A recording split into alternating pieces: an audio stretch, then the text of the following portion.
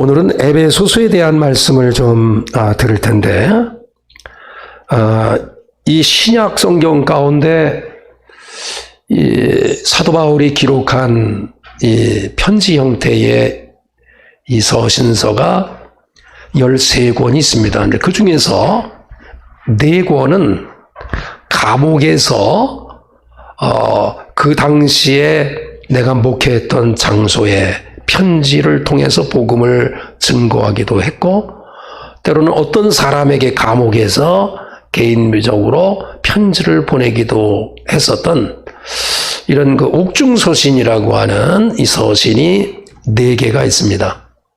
아마 로마에서 마지막 재판을 받기 위해서 2년 동안 기다리면서 가택 연금된 상태에서, 그래서 사람을 만나는 가운데 사람에게 사도행전 28장 끄트머리에 보면 예수 그리스도와 이 복음을 거침없이 증거했다.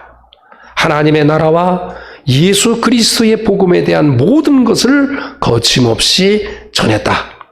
그때 많은 사람을 만날 때에 복음을 증거하기도 했지만, 편지를 통해서 이렇게 각 지역에 아니면 여러 사람에게 보낸 편지가 있는데, 그 중에 하나가 바로 에베소에 편지를 보냈던 것이 후대의 에베소서라고 하는 제목으로 이렇게 이름을 가지고 있습니다.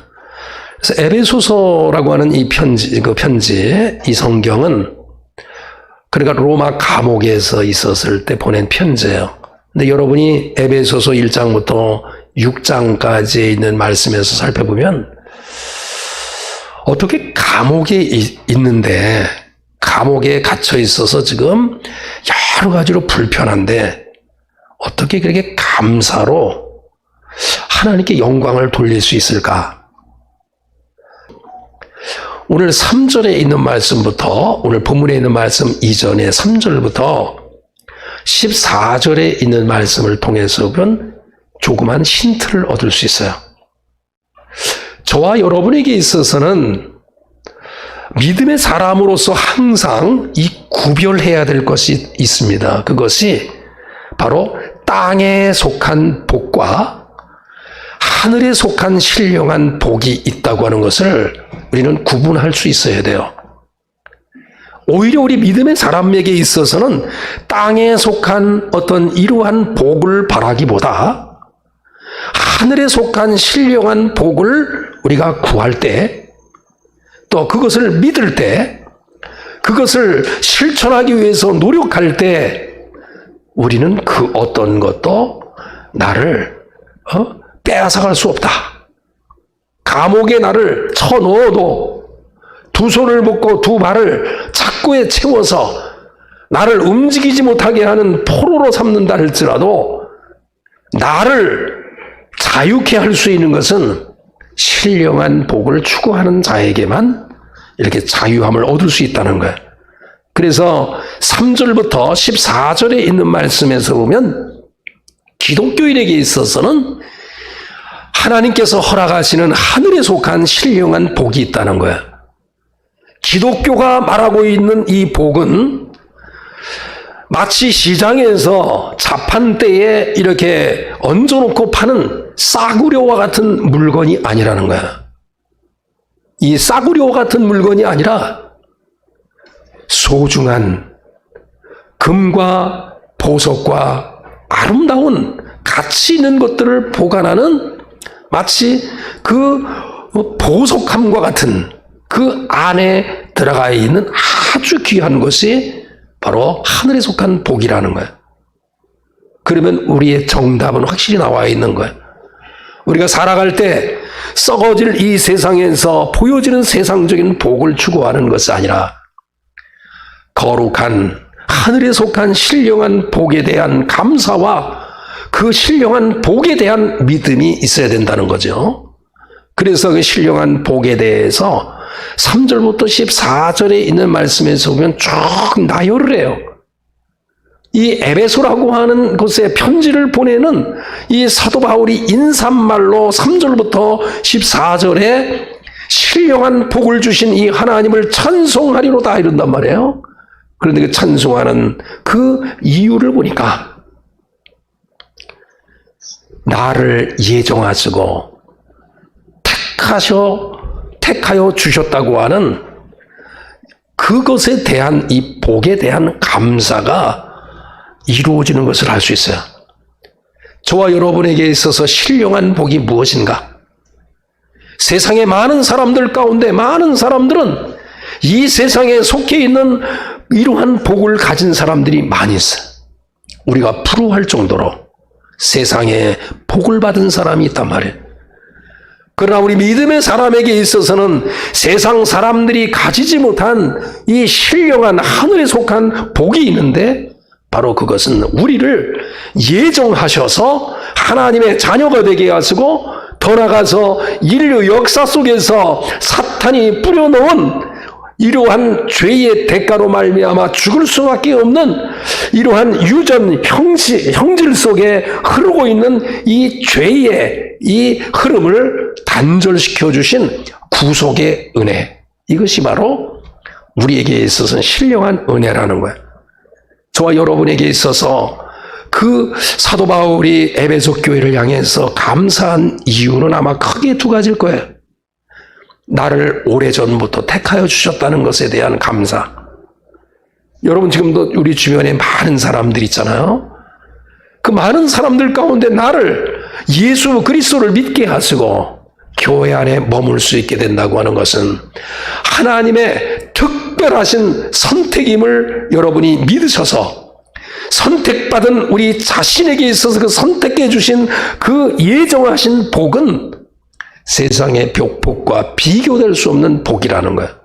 그런데 그 선택하신 우리를 하나님의 자녀로 삼아주시고 우리 피 속에 흐르고 있는 죄, 이것을 멸망시켜 주셔서 보혈의 죄사함을 통해서 우리가 용서받고 영원한 하나님의 나라, 천국에 대한 소망을 갖게 되었다는 이러한 신령한 복이 바로 그 선택하신 하나님, 나를 구속하여 주신 예수 그리스도를 향해서 찬송하는 내용이 3절부터 바로 14절에 있는 말씀입니다. 오늘 말씀은 이렇게 먼저 하나님을 찬송을 해요. 그러고 난 다음에 이제 기도로 이어지는데 그 기도, 바로 15절에 있는 말씀을 보면 이로 말미암아 기도하게 되었다라고 하는 것을 기도하는 시작점에 밝히고 있어요. 이로 말미암아 기도했다는 거예요. 그러면 이로 말미암아라고 하는 것은 영어 성경에는 더 확실해요. 이러한 이유로 말미암아 기도를 했다, 이렇게 돼 있어요. 이러한 이유로 인해서 기도가 이렇게 감사의 기도로 시작을 했다, 이런 말이에요. 그러면 이로 말미암아 기도를 시작했다고 하는 이로 말미암아라고 하는 건 무엇일까요? 바로 3절부터 14절에 있는 말씀에서 보면 우리를 예정하시고 선택하신 그 은혜가 너무너무 감사하다는 거예요. 그리고 선택받은 우리 자신들이 하나님의 자녀가 되고 하나님의 구속의 은혜를 받은 것에 대한 이 감사가 그냥 그 찬송을 통해서 막 이렇게 하나님께 영광을 돌리더니 그것이 에베소 교회 교인들을 향해서 기도하게 되었다는 거야. 그 기도가 막 되어질 때마다 에베소 교회 교인들을 생각해 보면 얼마나 감사한 생각이 들겠어요. 이 에베소라고 하는 이 지역은 동서남북을 연결하는 아주 중요한 항구 도시였어요. 그러니까 유럽에서는 고린도라고 하는 곳이 아주 그 당시에 유명한 항구 도시라고 한다고 하면, 에베소라고 하는 것은 동양과 아프리카를 연결해 나가는데 아주 중요한 지정학적인 위치로 아주 중요한 위치에 있는 바로 항구 도시라고 할 수 있는 거예요. 그러니까 세계의 사람들이 막 몰려드는 그곳에 사도 바울이 2차 전도 여행 때 잠깐 들렀다가 3차 전도 여행을 마치는 그런 과정에 있어서 최소한 2년 이상을 그곳에서 목회했던 지역이에요. 그런데 목회했던 이 에베소 교회 교인들을 향해서 바라볼 때 무슨 감사가 있을까요? 많은 사람들 가운데 그 이방신이 가득하고 황제 숭배가 가득한 이 에베소에 소수의 사람이지만 그곳에 많은 사람들을 향해서 복음을 증거했을 때 에베소의 교회가 정착되고 교인이 늘어나면서 그 사람들을 바라보면서 그 사람들을 선택해 주시는 하나님에 대한 감사, 선택해 주셔서 자녀가 되게 하시고 구속의 은혜를 베풀어 오신 그 하나님을 찬송하면서 그것 때문에 에베소 교회의 교인들을 바라보면서 감사해.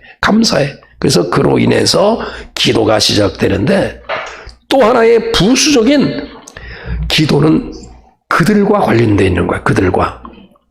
하나는 우리가 구속의 은혜로 하나님께서 나를 택해 주시고 자녀 삼아 주시고 구속의 은혜로 말미암아 기독교인들에게 베풀어 오신 은혜 때문에 막 감사해서 찬송하고 기도로 시작했는데 더 하나의 감사는 15절에 있는 말씀 보니까 주 예수 안에서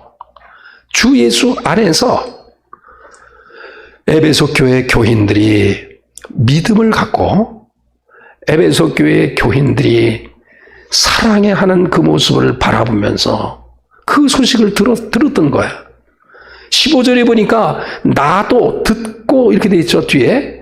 그러니까 나도 들었다 하라는 얘기야. 나도 들었다라고 하는 것은 다른 사람도 들었을 거 아니야. 로마에 있는 바울이 지금 감옥에 있는데 여러 사람들의 증언을 통해서 사도 바울이 목회했던 에베소 교회 교인들이 믿음이 막 자라는 거야. 예수 안에서 믿음이 막 자라는 거야. 믿음이 있고 더 나가서 사랑의 이 모습을 바라보면서 너무너무 감사한 거야. 그래서 16절에 보니까 내가 기도할 때라고 하는 이 말 속에는 사도 바울 같은 경우는 유대의 아주 유명한 랍비의 제자이기도 하고 랍비였어요. 유대인의 전통에 따라서 내가 기도할 때라고 하는 것은 최소한 그 유대인의 전통에 따라서 기독교인이 됐음에도 불구하고 늦은 저녁에 기도하게 되고 아침과 저녁에 최소한 3번에 걸쳐서 기도하는데 그들을 기억하는 거야. 에베소 교회 교인들을 기억하는 거야. 그리고 너희로 말미암아 감사하기를 그치지 아니했다. 그 감사한 이유는 말씀을 드린 바와 같이 모든 성도를 향한 사랑과 너희들이 예수 안에서 가진 믿음 때문이라고 그렇게 말씀하고 있는 것을 알 수 있습니다. 왜 믿음 때문에 감사했을까요? 이 에베소는 고린도와 같이 세계인들이 모이는 곳이에요. 그리고 세계에서 이 에베소는 불가사의한 건물들, 그 조각품들이 있어요. 상상을 초월할 정도로 큰 건물들이 있단 말이에요. 그 건물이 신전이에요, 신전. 아르테미 신전. 세계에서 불가사의한 건물이에요. 어떻게 저런 건물, 그것이 우상을 섬기는 신전으로 섬길 수 있을까? 여러분이, 저도 이제 그 스위스를 한번 간 적이 있었는데, 이 스위스에 가보니까 고대에 이렇게 그 중세기 때 지은 이 성전들이 기둥이 일단 얼마나 크고 웅장하고 높은지 그 안에 들어가면 딱 놀랄 수밖에 없어요. 입이 턱 부러지는 거야. 왜냐면 사람들이 2-3사람이 되는 사람들 팔길, 이런 건물, 이런 둘레에 이 기둥이 수십 개가 건물 안에 있다고 생각해 보세요. 그리고 하늘을 찌르듯이 높이 되어진 이 건물 속에 천장도 조각이 되어 있고, 우리가 말하는 예전에 아주 유명한 화가들이 천장을 다 그림을 그려놓고 벽을 다 그림을 그려놓고 이런 조각으로 되어 있는 걸 바라보면서 정면에 강단에 모든 것이 다 금으로 되어 있는 성전을 한번 여러분 생각해 보세요. 근데 이것은 아무것도 아니에요. 이 에베소에는 그 이상의 불가사의할 정도의 신전이 있었고, 또 그 당시 에베소는 철저하게 로마의 지배 속에 있었던 이런 나라였으므로 말미암아 아르테미와 같은 그 여신을 숭배하는 동시에 황제를 숭배하는 이런 시기였어요. 그러니까 많은 사람들이 에베소에서 살고 있는 많은 사람들은 두 가지를 바라봤을 거예요. 하나는 아르테미 신전. 야, 정말 신전도 너무너무 크다. 그리고 내가 섬기는 그 신의 그 권력, 위대함, 그 능력, 그 통치, 권세, 능력, 그리고 로마 황제의 그 모습을 바라보면서 야, 저 황제의 권력, 능력, 세상을 이끌어가는 어떤 권세, 통치, 이런 것을 아마 바라봤을 거야. 근데 그런 가운데도 에베소 교회 안에 살고 있는 이 사람들은 그 당시 화려하진 않지만 그 이방 신전과 비교해 볼 때 초라한 모습이지만 이 성전이 얼마나 아름다운가, 이 성전의 가치가 얼마나 큰가. 다시 말하면 우리가 이 땅에 살아가면서 세상에 속한 화려한 복은 내가 받지 못했어요. 좋은 집, 좋은 환경, 많은 연봉, 많은 화려한 이런 것, 거침없이 내가 쓸 수 있는 돈 무대기의 축복은 내가 받지 아니했단 말이에요. 세상의 신전처럼 화려하진 않아요. 그러나 에베소의 조그만 교회 안에서 예배드리는 조그만 교회의 그 모습을 바라보면서 사도 바울은 이렇게 얘기하는 거예요. 교회는 예수 그리스도의 몸이니 23절 만물 안에서 만물을 충만하게 하시는 이의 충만함이니라. 다시 말하면 교회는 그리스도의 몸인데 그리스도 안에는 모든 충만함이 그 안에 있기 때문에 교회 안에서는 충만함의 충만함을 우리가 얻을 수 있는 곳이 바로 교회라는 거예요. 그 당시 에베소의 신전과 비교될 수 없는 아주 초라한 모습의 교회라 할지라도 그 교회가 그리스도의 몸이니 그 교회 안에서 그리스도의 몸이기 때문에 만물 안에서 만물을 충만케 하시는 이의 충만함이니라. 교회 안에 가득한 것이 있다는 거예요. 저와 여러분에게 있어서 사도 바울이 고백한 교회는 그리스도의 몸이라고 하는, 그래서 에베소서의 전체적인 주제는 그리스도를 이야기하는데 바로 교회 안에 머리가 그리스도이시고 교회 안에 몸이 그리스도이뿐만 아니라 그 분이 바로 교회를 통치하시는 분이다.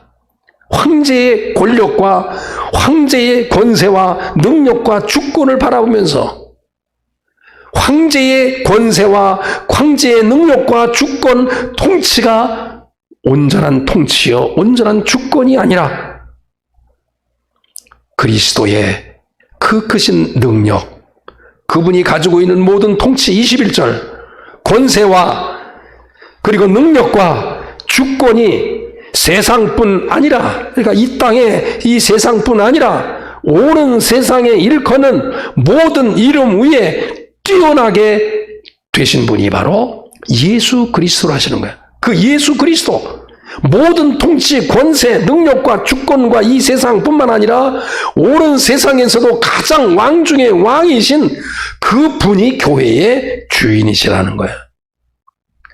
그래서 저와 여러분에게 있어서 이 교회에 와서 여러분이 간구하고 교회에 와서 소원해야 될 것 가운데 하나는 이 세상의 것이라기보다 하늘에 속한 이 신령한 복, 대부분 갈라디아에서도 그런 얘기를 하잖아요. 눈에 보여지지 않지만은 사랑, 희락, 화평, 오래 참, 자비, 양성, 충성, 온유, 절제와 같은 이러한 성령의 열매가 맺어지는 이런 것을 추구하게 될 때 세상에서 비교될 수 없는 놀라운 충만함이 교회에 있게 될 줄로 그렇게 생각합니다. 저와 여러분에게 있어서 이 에베소서에 보면은 이 교회하고 그리스도를 비유로 한 10가지 이상으로 쫙 나열해요. 근데 그 중에서 3가지를 소개하면 교회와 그리스도의 관계는 어떤 관계인가? 즉, 이 교회라고 하는 것은 성도 여러분을 말하기도 해요. 그러니까 여러분과 그리스도의 관계는 어떤 관계인가? 교회와 그리스도의 관계는 어떤 관계인가? 여기 보면 첫 번째가 오늘 본문에 있는 말씀 마지막에 보니까 그리스도의 몸이라는 거야. 그러니까 교회라고 하는 것은 그리스도의 몸이라는 거야. 우리가 교회를 가장 잘 이해할 수 있는 개념은 몸의 개념이에요. 이 몸은 지체가 여러 개의 지체가 있잖아요. 팔다리, 수없이 장기들이 많고 지체가 많아요. 그런데 그 지체 중에서 머리는 그리스도인데 모든 지체는 다 한 몸이라는 거예요. 교회는, 우리 교회도 교회고, 교회는 지금도 어려움을 당하는 키르기스탄 아니면 많은 나라들, 전쟁에 있는 우크라이나, 러시아, 수많은 나라에 속해 있는 모든 교회, 이단을 제외한 모든 교회가 한 몸이라는 거예요.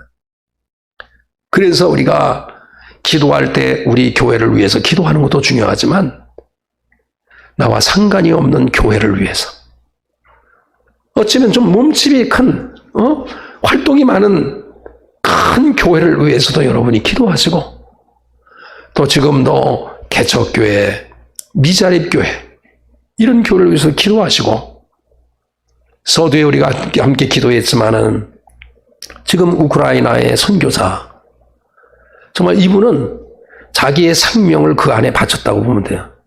90년도에 우크라이나에 들어가서 수없이 많은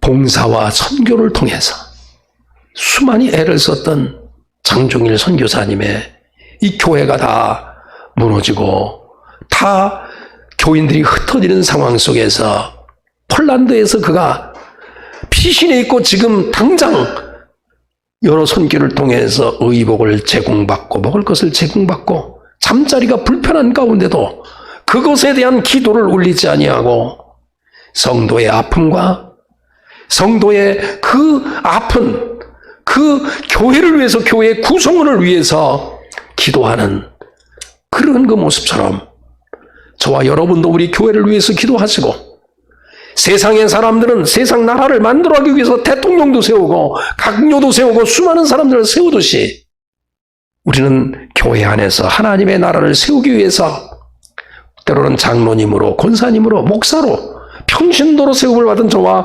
여러분에게 있어서 교회는 한 몸이라고 하는 것을 우리가 고백하셔야 돼요. 교회는 한 몸이에요. 교단 초월해야 돼.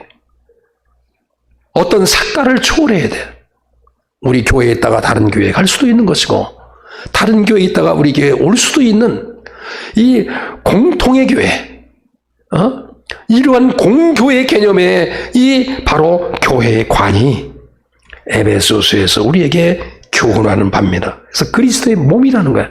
각 지체, 다 역할은 다르지만 그리스도가 교회의 머리가 되시고 각 지체가 다양하게 일한다는 거예요. 두 번째로는 성령의 전이라는 거예요.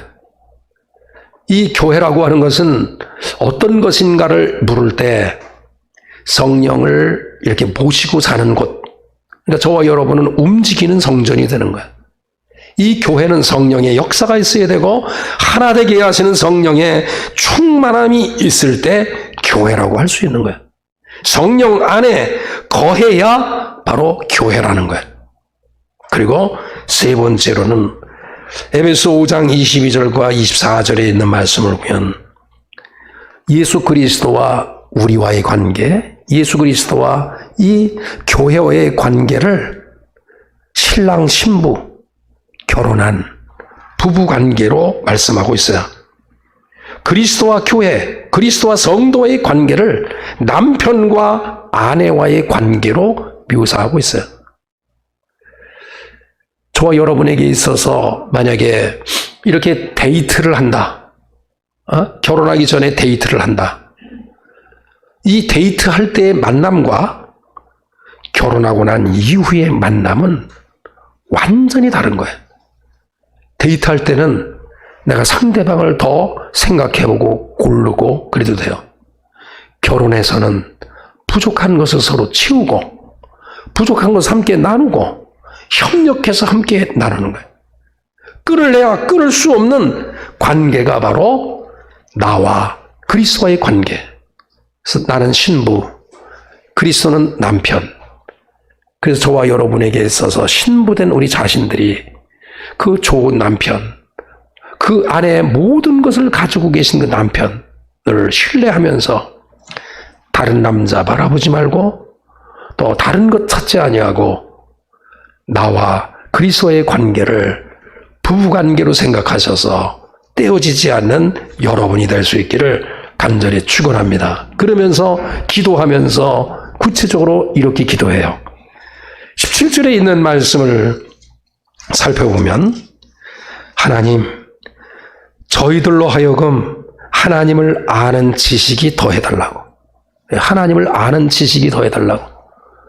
저와 여러분에게 있어서 하나님을 아는 지식이 날마다 더해야 돼. 이 부부와의 관계도 마찬가지. 신부가 신랑이 신부에 대한 이러한 지식, 아는 것이 얼마나 중요한지 몰라요. 그래서 17절에 있는 말씀을 보면 우리 주 예수 그리스도의 하나님, 영광의 아버지께서 지혜와 계시의 영을 너희에게 주사 하나님을 알게 하여 주옵소서. 저희들이 하나님을 더 잘 알게 하여 주옵소서. 이런 기도를 해요. 18절에 있는 말씀을 보니까 마음에 눈을 떠서 그의 부르심의 소망이 무엇인지 알 수 있게 달라고.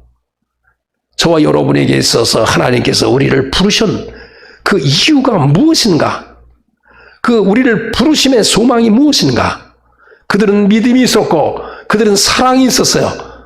그에게 보충적인 마음으로 저희들에게 소망을 갖게 하여 주옵소서.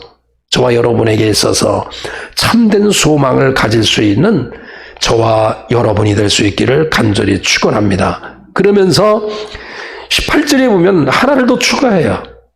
그 기업의 영광의 풍성함이 무엇인가?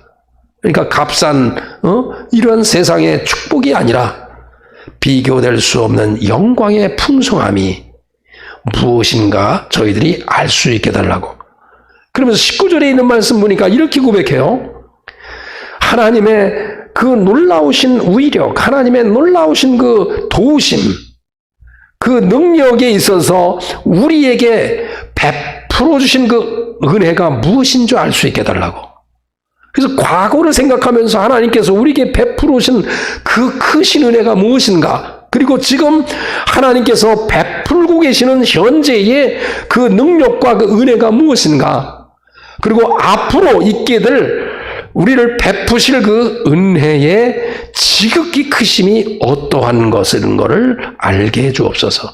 그러니까 저와 여러분에게 있어서 과제는 과거에 베풀어 오신 은혜를 꼭 기억하시되 크게 베풀어 오신 은혜, 그래야 현재도 하나님께서 이렇게 크게 은혜를 베풀어 주시는 것이구나, 앞으로도 크게 베푸실 은혜를 생각할 수 있다는 것.